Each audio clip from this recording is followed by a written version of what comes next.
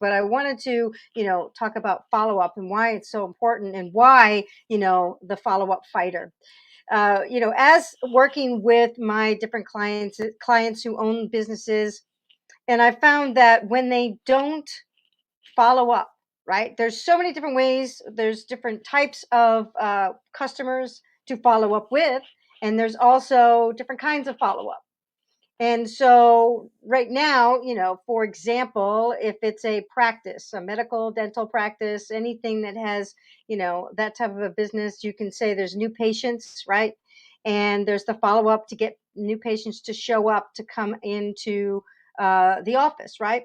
And then there is the follow up with the new patients who don't show up for their appointments and what happens there. And there's the, when somebody comes in and then they get offered treatment and they don't accept treatment, they're not ready yet. So what happens is they end up, saying, I'm not ready yet, I need to go back, talk to my husband or my wife or my partner or whatever.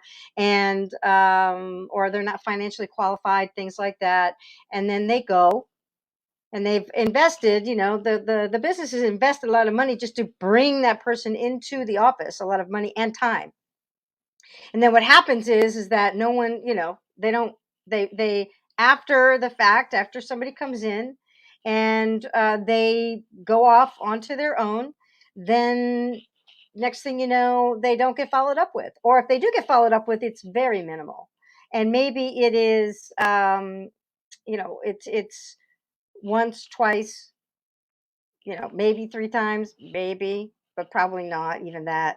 And then unfortunately, the person in charge of that gets so busy that they don't, with all anybody new coming in, because everybody's all about, let's close, that person that comes in right that first time they come in, I want them. And that's how we base our business off of, just those people alone, when that's a very small percentage of people, but really it's huge. I mean, it's this many more people are the people that have come in to the practice, and again, any business, that don't buy, right? Even shoppers in a business might come in, look around, and you might ask them, hey, is there any way I can help you, or what information can I get you, or things like that.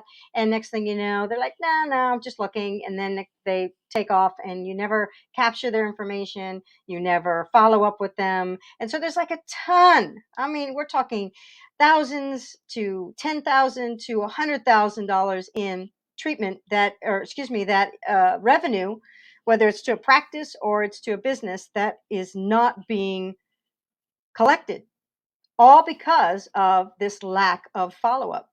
Now, I work with Grant Cardone, and when in his teachings about follow up, that basically that somebody will close, the majority of people, 80% will close from after 5 to 12 attempts, right? So one, there's 5 to 12 attempts to get them into the office, okay? And then there's 5 to 12 attempts after they leave the office or after they leave the business to follow up with them, to bring them back in to invest some more money with you. So, but I would really look at, what's going on in your own company, your own business, your own practice, and then look and see, how are we following up? And then there's another follow up, right? I do a lot of what is called lead marketing. It's where, we do, say, for example, Facebook ads, and somebody raises their hand and puts their information in from an advertisement, and they say, I'm interested. And then their information sits in a CRM, a client or a customer relationship management system. And then that's it. It might get a couple of even automated emails or texts, but that's it. Nobody calls, or they call once. They don't get a hold of anybody. They don't even leave a message. Oh, I got my cat here. So, but that is not being done, or not being done enough, right?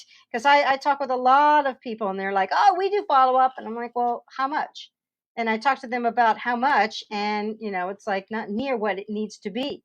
So why I created the follow up fighter is that I fight for my clients. I fight for my clients to do more when it comes to follow up, to actually, you know, um, to actually do it, and to do it often, and to do it in different ways.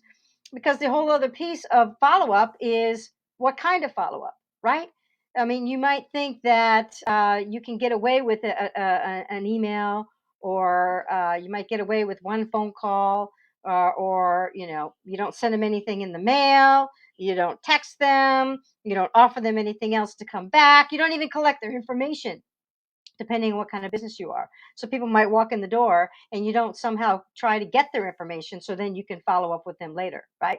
And so there's all of these ways. And so being a follow-up fighter is about the fact that I fight for my clients. I fight for you who may be watching this, and to get you to follow up more. And so that's why I did it. Now, there's an interesting thing.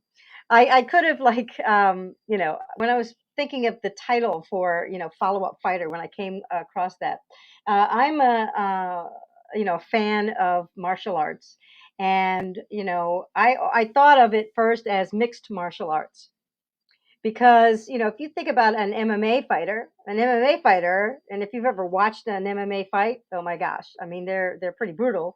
But the fact is that those people are at the top level, as far as their health goes, as far as their skill levels go. They're just the very, very high quality folks when knowing all these things. And an MMA fighter needs to know all different kinds of disciplines to get to the top. And it's the same with follow up, right? It's not just one thing. And you could actually, like, go and make a personal visit, depending on the kind of business you are. You could go and make a personal visit. You could pick up the phone. You could email. You could text. You could send a gift. You could do all kinds of things when it comes to follow up. And one thing that I would task for you to do is that to think, go in your own area, your own neighborhood, in your own, like, home. What comes to your mail, right? Some of the best marketing companies today, companies that market, they actually are sending, they're sending information to you to remind you.